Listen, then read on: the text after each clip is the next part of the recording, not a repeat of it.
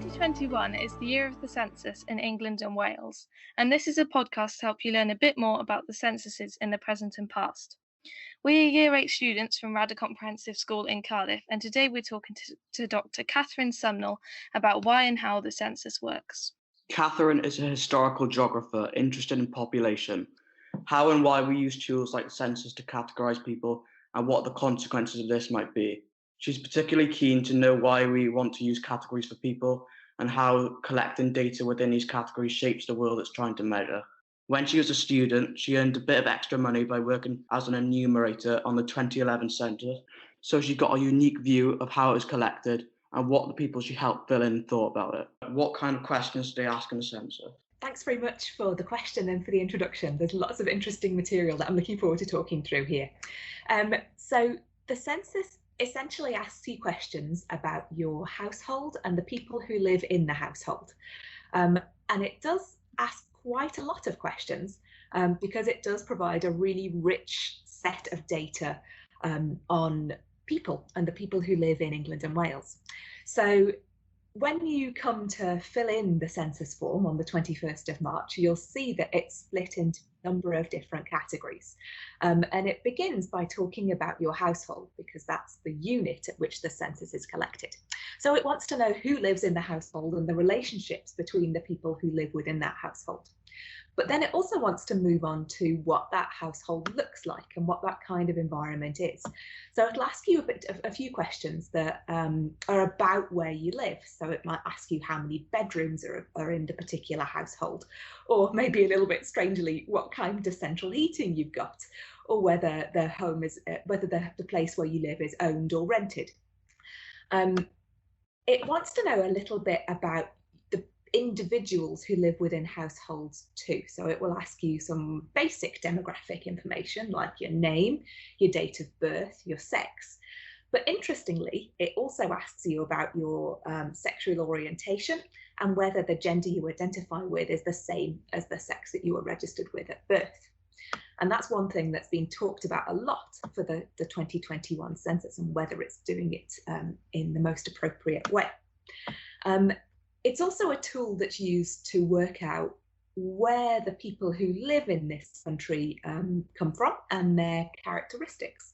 So it asks about ethnicity and national identity, and it also asks about whether you have come to the United Kingdom from other countries and how long perhaps you've been in the United Kingdom. It asks about language and it asks about religion, and particularly if you live in Wales, it's been an interesting political question for a number of censuses to ask about your main language and to ask about your ability to read, speak and write in Welsh. There's lots and lots of other material too. They want to use information on health, your health in general, your physical and your mental health, your qualifications and your education level, your occupation, and the kind of things that you do to get to work and what the nature of your work is. So it's quite a big form. The information that it collects is really interesting and really rich, because you can imagine that if you're collecting all of this information from almost everybody who lives within this country, you've got an enormous set of detailed data to look at that gives you an unparalleled picture, really, of what the United Kingdom looks like at this particular date. So the census asks you loads and loads and loads of different questions, and its unit of the household is sort of one way in which that information can be captured. So yeah, it's about you and who lives in your home with you. Why does the government need to know all this stuff about you? That's a great question, Shane. Thank you very much. So, as we've already said, the census asks you lots and lots and lots of different things. And although it might not ask you loads of things in lots of detail, having that big overview of what the population looks like is really valuable. On a very basic level, it's quite useful. Censuses in the past have often been quite interested in simply knowing how many people live in a place. And if that sounds quite basic, you need to think a little bit about what people knew about populations in the past and how otherwise you would have that kind of information. So if you want to know how big the population of the United Kingdom is, the census gives you really unique coverage, I suppose, of how you might begin to answer that question. And it's also fantastic for working out not just the overall population of a place, but also being able to go to much more local areas and thinking about who lives in which particular place and the characteristics of the people who live in that particular place.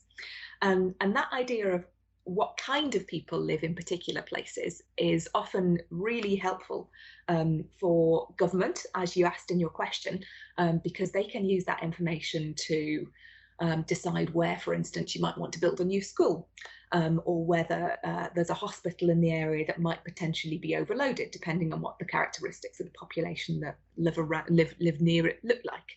So it's useful for sort of that local planning dimension of what needs to happen on a governmental level, whether that's from national government or whether that's from devolved government or whether that's from very local government. But it's not just the government that uses the census. So census data is made public to a certain extent. So not your individual household returns, that's much too private to be made public. But on a more aggregated level, on the level of the output area, which is a few households grouped together, the data are released. And that means that organisations like charities, organisations like pressure groups, people who want to make a point and try and have some sort of activist role to make something happen, can use this data too. So they can say, okay, we can see from the census that there's this thing happening in this area. We know that, for instance, we need to build more social housing in this place because look at the nature of the housing quality in this area that we found. Come on, local government, national government, what can we do to do this? So it's collected to try and understand the population at large, but also to try and direct government activity and also charitable activity towards making things better for that population. What was the main reason the census was created in the first place? I really like this question. So censuses have a relatively long history, but they don't always look the same. So the first sort of European censuses started in the sort of 18th century across Europe, and there were lots done by various countries. Often they were associated with two different kinds of things. So either counting the number of people who were available to be part of military, who could be conscripted into military service, or alternatively to try and work out how many people were able to pay tax on certain things. So more recent censuses have been about more the population at large. So the first census in England and Wales was in 1801. And there was a guy called John Rickman, and he was a statistician, and he was very interested in what the population looked like. So there were concerns about the population, I suppose, but also a kind of need to know how big the population was, and what could be done with that population in terms of things like, conscripting people into the militia, but also what could be done in terms of that population needing, for instance, to be fed. So Rickman had this idea that a census was really important for a parliament of a country to know, because it was the only fair basis on which you could actually enact legislation, because you need to know, how many people you've got. It is your most basic resource, he called it, but also it would enable that government, once they'd sort of counted the population, to promote the public good. And that was, again, one of the things that he was really, really, really keen on. So the census, it's kind of got this relatively lengthy history of wanting to capture this idea of something that is a national population, and then to try and do something for or to that population, hopefully to make their lives a little bit better. Why is the census done every 10 years? Why not more frequently? Again, this is a really good and a really topical question. So if you can imagine what it's like to take a census, so picture yourselves in 1841, which is the first census at which individual level data got collected. You've got a small army of people going around household to household, collecting information about the people who live in that household. That is an awful lot of work. And if you can imagine that you're also collecting it on paper and writing it all out, it actually takes you a very long time to be able to collect all of that data together from the millions of people who live in the country and then analyze it and understand what's going on. So even though it's possible to complete the census online these days, and even though we've got massive computational power that wasn't available before, it's still a big exercise to try and answer all of those questions, collect all of those answers together, and then analyze the data to see what the information is telling you. So one reason that it takes place every 10 years is that it's actually really big and really hard. The census is also quite expensive. So if you took more censuses more often, you probably wouldn't ask so many questions, and you wouldn't quite capture the richness of data that you get from doing it in this sort of every 10-year basis. So one question that might be interesting to think about is not just why don't you do the census more often, but should you do a census at all? So if censuses are expensive, and if censuses are difficult to analyse in as much as you've got a lot of information collected, are there other ways in which you can collect that kind of information? Do you need a census to be able to do that? And there are lots of debates around having a census at the moment about whether people could use other information and gather it together to try and collect that in other ways. So some European countries don't have censuses anymore. They use a different system of rolling registration. So essentially, if there's a change in your circumstances, it's registered at the time. So you don't need to capture it every 10 years. But other people, or other companies in particular, have suggested that actually you don't need the census to know about people to make decisions. You don't need that level of information. You can instead use all different kinds of other information like consumer data to build a picture of what people and populations look like. So they might take information, for instance, on your Tesco club card, or they might take information on what newspaper you subscribe to, or what websites you visit. And that can all be linked to a particular place. It can't be linked to an individual, but it can be linked to a particular place, which is, of course, what much of the census is trying to do too. So maybe you can use that kind of information going forward instead of a census. Now, that's a big political question, but it's an interesting one, I think, to think about. Do you think the census should be done more often? Thank you very much, Zach. Actually, there's a lot of discussion about the current census and whether it's being done at the right time, and whether it might be appropriate to have another census in a couple of years' time to supplement its results. So the current census, the 2021 census, and this is a problem not just faced by the England and Wales census, but also by European censuses that are supposed to be happening in the next year or so, is that we are living in a time of a pandemic. And that has implications for population, both on a very basic level and a more complex one. So on the more basic level, obviously the tragic element of COVID is that more people are dying than would be expected in a normal year. And also fewer people are being born. So the picture that you might capture from a census on that very basic level is a little bit different. Also, the England and Wales census is impacted by the fact that during the sort of first lockdown last year, a number of migrant workers who were in the United Kingdom to work returned home. So the migrant population is not perhaps at the level that it would have been had the census taken place 18 months ago.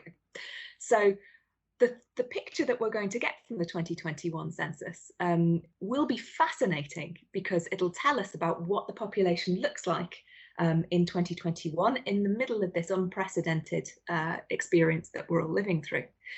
But what it won't necessarily give us, or what it potentially might not give us, is all of that richness of information that governments and charities and activist groups can then use to make a case, because they're going to get arguably a slightly biased picture of what's going on. They might not have the same kinds of patterns that they would expect. So some people have suggested that we might need to have another census in a couple of years' time to see what the picture looks like, hopefully when things are starting to return to normal, and actually to measure what that new normal might look like. So it wouldn't surprise me if we ended up with something a little bit more in a couple of years' time than the standard kind of update to the census that takes place 5 years after the census happens. I doubt it will be measuring everybody, but I think it'll be a sort of something that gets done on a more streamlined basis, and then the results kind of get extended to cover the whole of England and Wales to sort of update the picture, to find out what things look like when things have returned to normal. And Harrod, are you able to turn your mic on to ask your question? Yeah. Does everyone complete the census? If not everyone, what is the main reason people don't complete it? This is a question that's really important because the census is based on the idea that it captures everybody. The whole point of having a census is the idea that it's the only opportunity you get really to get a full picture of everybody who lives in the United Kingdom. So, does everybody complete the census? Sadly not. In 2011, the Office of National Statistics estimated that about 6% of people who live in the United Kingdom did not complete the census. So it's a pretty good response rate. I mean, 94% of the population is very, very good. But that 6% that's missing could be quite important. So the problem with that 6% is that we don't know who they are to know whether it's important that they didn't complete the census. By that I mean, are they different from the 94% of people who did complete the census? And if so, are they so different that we need to worry particularly about the fact that they haven't completed it? Does it bias the results that the 6% of people didn't fill it in? One group of people that's often talked about as excluded from the census in many respects is the homeless community.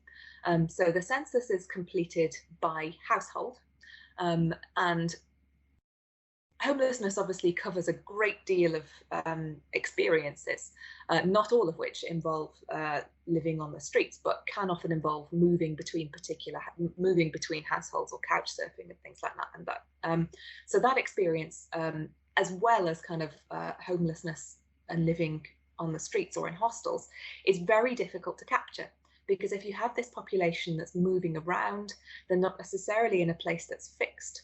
They might not be found on the day that the census is completed to get the form, or they might not be captured in any kind of follow-up activities that exist to try and get people to fill in the census. So we have to be really careful and critical, I think, about who that 6% is that don't complete the census and why they're missing, because they could be a group of people that are very, very vulnerable and that we need to have information about in order to make that situation better. Now, that 6% could also be people who simply chose not to fill it in. Now, it is a legal requirement to fill in the census, and there is a fine if you don't fill in the census. But often people, or when I was working as an enumerator in 2011, I encountered some resistance from some people who didn't want to complete the census, who felt it was an intrusion into their privacy. And many of those people I managed to try and persuade and cajole and convince that the census was not there to monitor their lives on an individual basis, but indeed to gather more useful information on a much more general level. But there was still a concern that people didn't want to have that kind of invasiveness into their lives, because some people don't want to answer those kinds of questions, even though it is a requirement that they do so.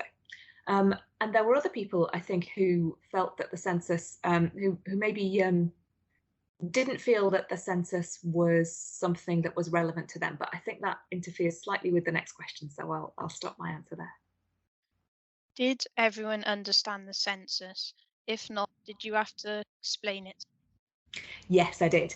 So I found working as an enumerator a really, really interesting experience because as a student, I'd learned about the census and I had this idea about it in my head. So actually going round to people's households and talking to them about the census gave me a really different insight into what it felt like when people were filling in those questions. So the way it worked in 2011 when I was an enumerator was that the census took place on census date, and then a list was produced of people who had not completed the census, and then I, as an enumerator, went round to knock on their doors and try and encourage and help them to fill in the census, so they weren't going to be fined for not filling it in.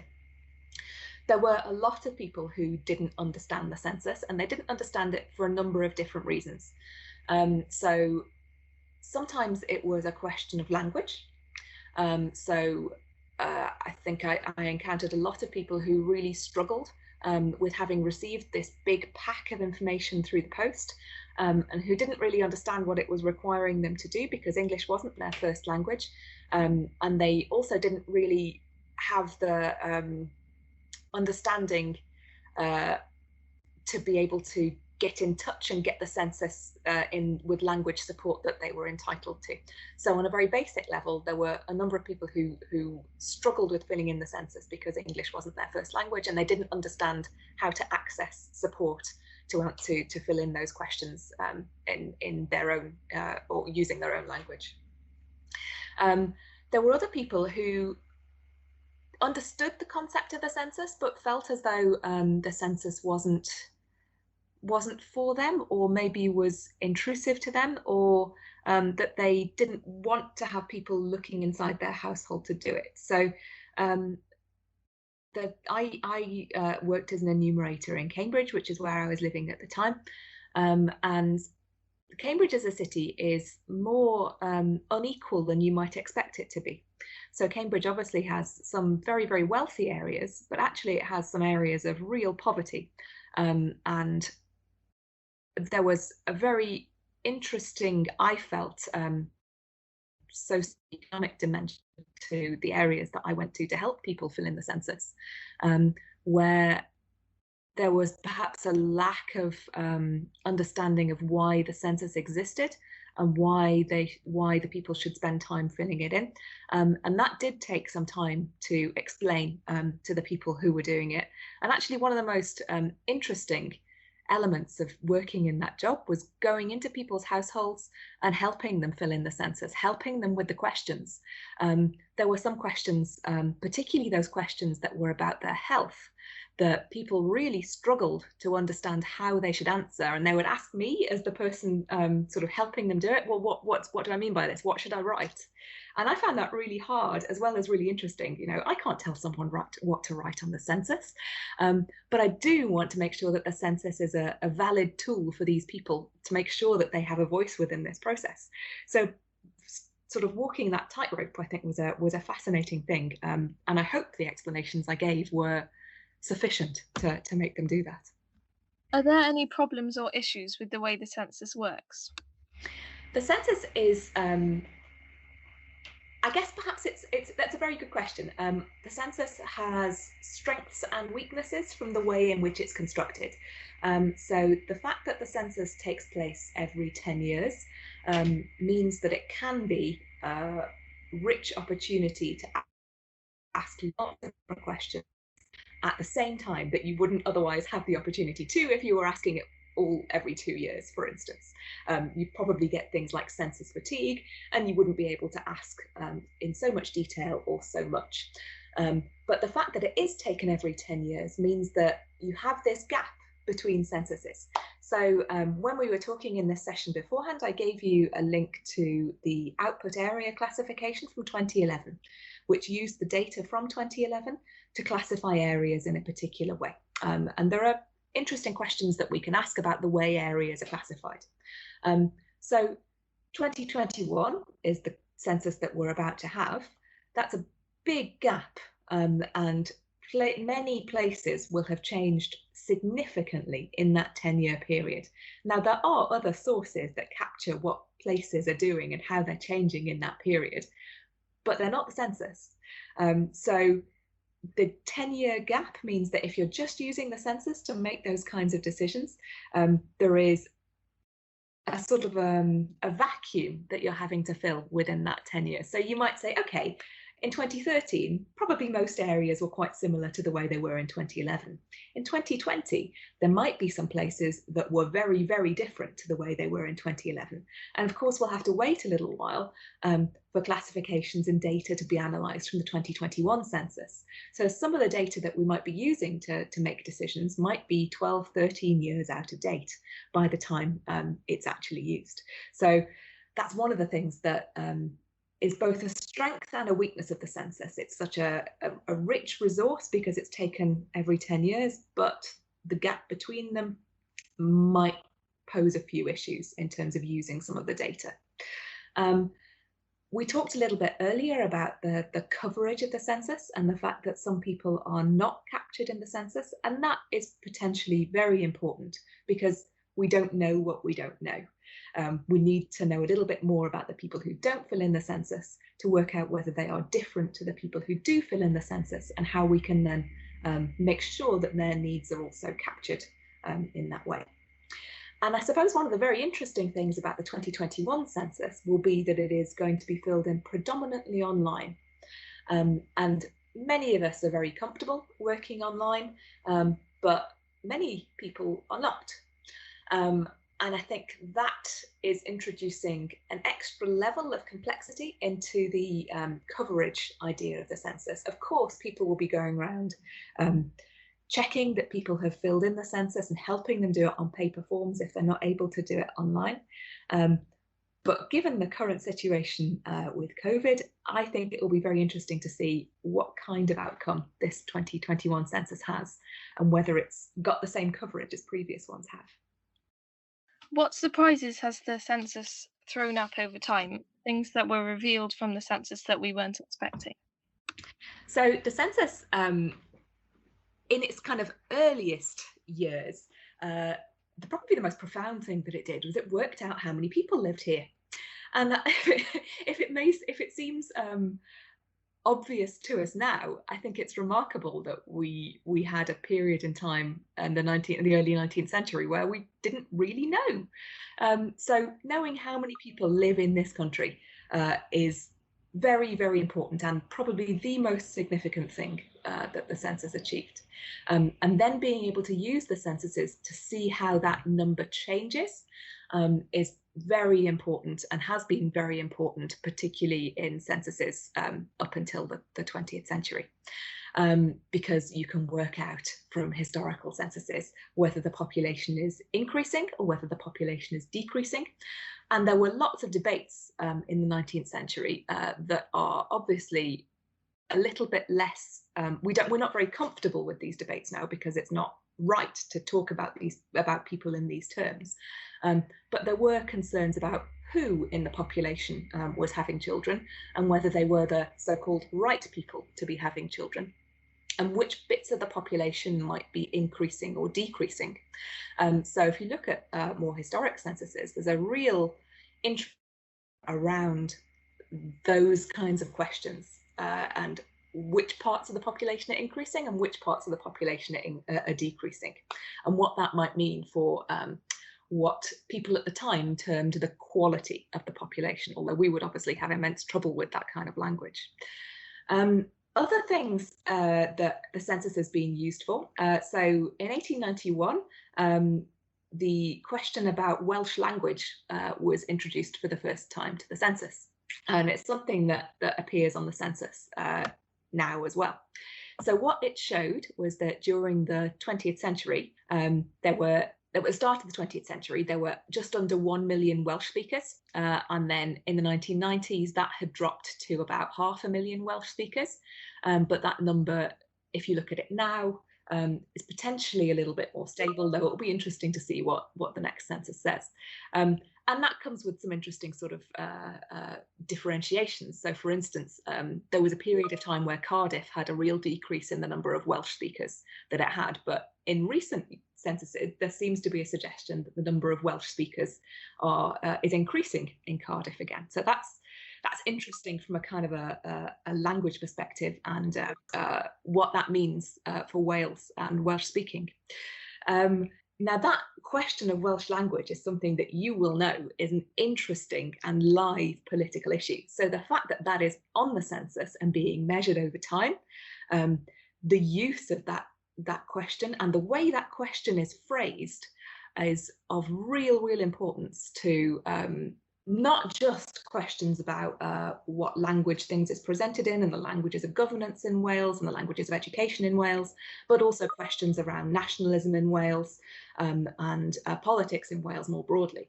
So the census collects these questions that you look at in the first instance and you think, okay, that's a question that's fairly sensible, that's fairly straightforward. But then you look at the kind of political lives around these questions, and they start to show you that data is important for shaping the world around you and how that world looks. And people use data in certain ways to be able to make that shaping. And if you understand that data, you can critique what they are saying, as well as making a case for things to change yourself. So the census is one tool that people have to collect this data and then do things with it. Thank you, everyone.